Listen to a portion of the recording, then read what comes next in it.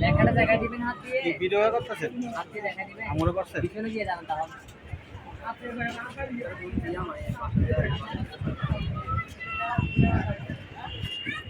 ঠিক আছে দাঁড়ান এখন ভাই